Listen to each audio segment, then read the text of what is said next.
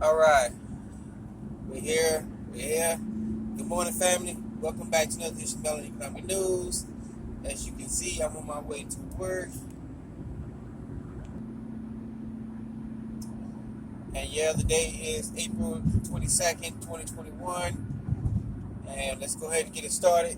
Let's see, I'm on my way to work. The time is approximately, it's about 5:06 in the morning. And we're going to let you know about some news about what's going on with today's economic forum. We've got an update for you. What's going on with the drought situation out on the mountain regions in the West Coast. The battles going on between the what's going on in Oregon as well too. They're having legal fights. People suing the federal government for bad water mismanagement over the last few decades. That's starting to heat up. Uh, Oregon is in a lot of mess right now with the water battles going on between the locals and the suing the federal government over bad water mismanagement. Uh, and the fact that you got two counties in the eastern part of Oregon that are threatening to leave. They're full on ready to leave Oregon and join Idaho. So that's a fight going on. Also with the water situation going on with the four corner states. Arizona, Colorado, Nevada, and New Mexico. They're having water issues because the Lake Mead Reservoir hasn't seen much rain. It depends on a lot from the snowfall, from the real heavy snowfall in the in the regions of the Rocky Mountains, and they haven't been getting around a lot of rain, a lot of snowfall that has been coming down, melting, replenishing it, and they've been drying it out. So they're looking at this summertime record high levels of water, record low levels of water from Lake Mead, and there's a second big massive reservoir lake as well too. All right, that is also going down. So expect higher water prices. Bottled water prices are going up. They're gonna be shooting through the roof because my family, we drink a lot of water, so we buy bottled water as well. So we'll be expecting that. And for our next one here, the market. We've also seen the market go high and higher and higher and higher. That is a red flash warning. They're sending money, sending money printing money out of thin air. It's not U.S. dollars, not backed by anything. It's just backed by what they call the confidence that the people have in it. And while that's taking place, you're looking at the markets go up and up and up. That is reminiscent of the Great Depression.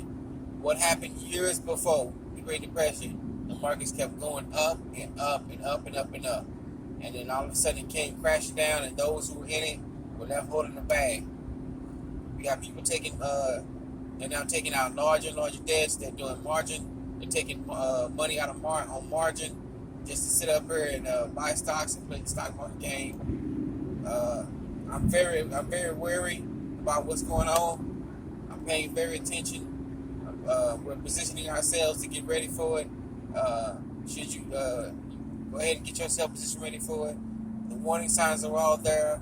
Some of the correct financial folks, those who study not just the scales and charts they got put around, they go in and study the numbers. They get down to the decimal points, and they study the numbers about what's going on. And all around the country and the world, they're sending red flash warning signs about what's going on in the market. This market is not just about to implode here in the U.S. This is a worldwide market crash coming. In the U.S., I've been saying this for a while.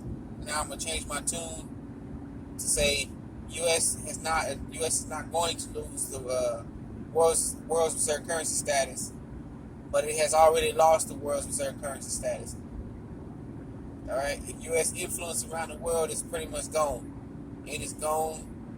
People are now having meetings with U.S. diplomats and basically telling them off left and right. And that has an effect on the economy of this nation as well too. You got higher import costs. People don't want to accept the treasury dollar anymore. They want actual physical precious metals. No matter what it is, they want that one.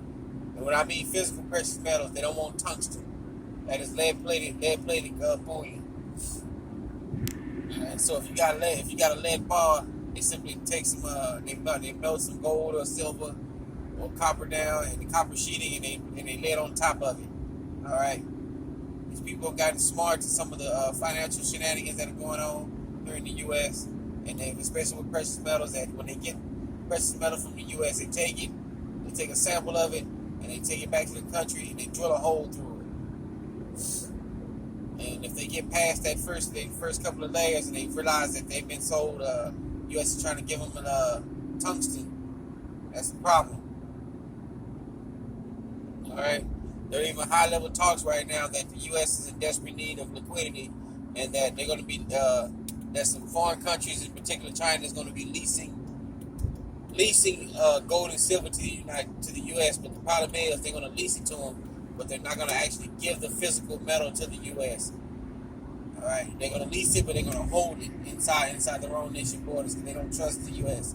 The U.S. financial system is reality is a crime scene. It's a crime scene that is that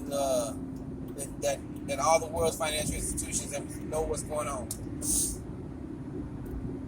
All right. So with that being said, be mindful about what's going on. We got water shortage. We got the water shortages is here. It's just being masked over.